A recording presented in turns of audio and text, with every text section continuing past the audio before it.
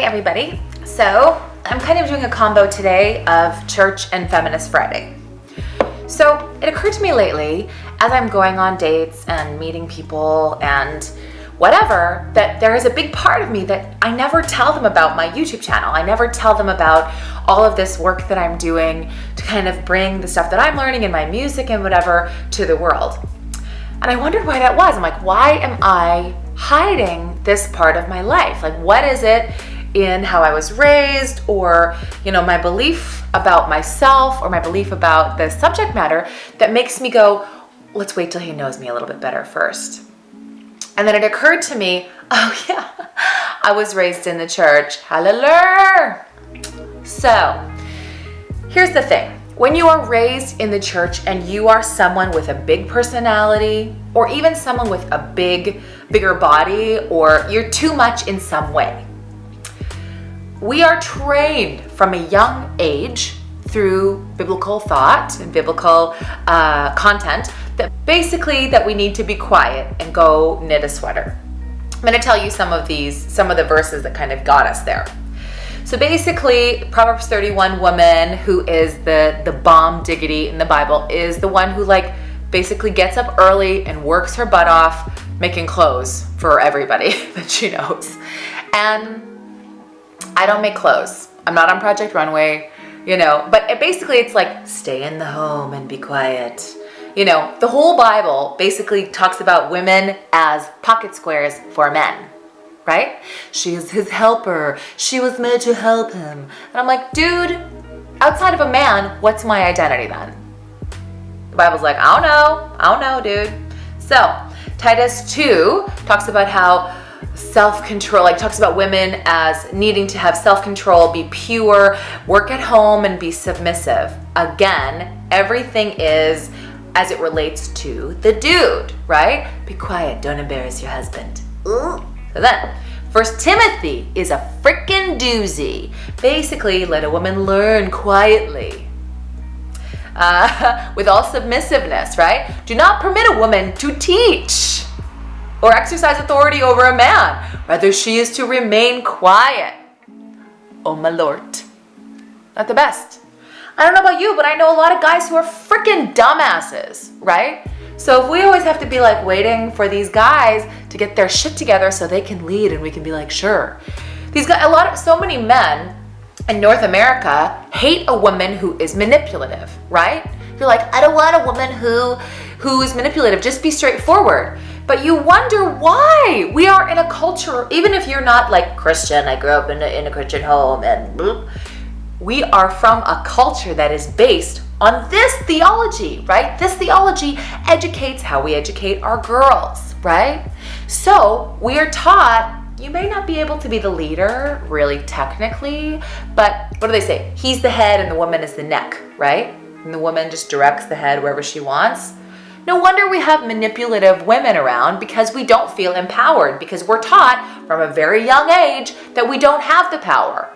Right? That we don't even have agency over ourselves, because if we don't want to have sex in a marriage, too bad. Basically says, man to the man and the woman, don't reject your spouse for sex, right?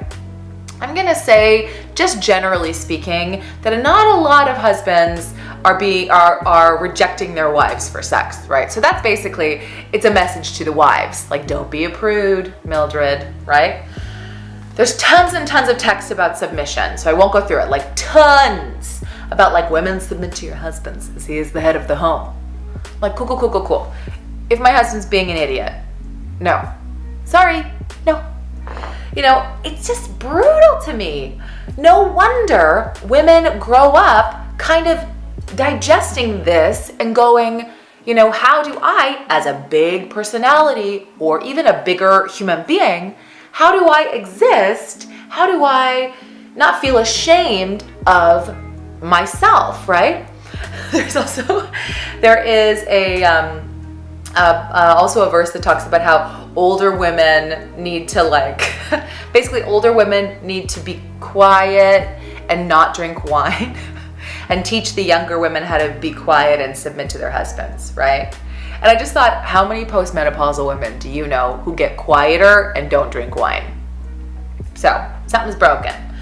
So it occurred to me that's what it is. Between all of these Bible verses that we are taught from a young age, that if you're not quiet and submissive and, knitting a sweater in the back pew of the church, that probably you're not desirable and probably you're not going to be able to hold down a man or family. And that basically you having opinions, or even you being super educated and feel like you should be entitled to preach if you have that education, is not right. Right? It's craziness. No wonder we feel like, how do I be? No wonder there's a voice in the back of your head that's like shaming you about being too much, being too loud, right? And like, oh, don't show him that part because he'll reject you because all of the bigness is probably going to be too much for him, right? If he's been raised the same way that you have, which is that, men are supposed to be like the pillar, like the central person in the home, and the woman is like the decorative accoutrement, what do we expect, right? I also grew up in a home with a very volatile dad and a very submissive but bitter mother, right? So I grew up seeing this dynamic play out where if we, as the girls, I have a sister, so it's just us two girls and my mom, if we were ourselves, if we were too loud, if we were too opinionated in a way that wasn't in agreement with my dad, when we were kids, the world will come crashing down. So basically you're taught to just be quiet, to not really be yourself if being yourself means being bigger or louder or whatever, right? That mixed with being raised by a woman who is raising you to be decorative, right? Means your dad is saying if you're too loud, you're not going to get any attention from me, so shut up. Just sit there. And your mom is saying suck in your stomach, right? Your mom is saying, we gotta get you ready for marriage, girl, because we gotta get you a husband, which means you need to be desirable. So then there's this weird juxtaposition between be desirable, as in you can be sexualized, right? But also be pure and don't have sex till you're married. Sounds logical to me.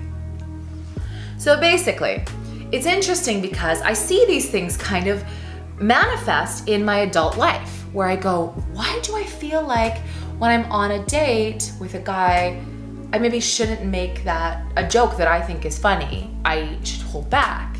Or I feel like I said, I need to hide the part of my life where I'm giving advice and I'm asserting myself as potentially an authority figure. Not that I really think of it that way, but that's the fear, right?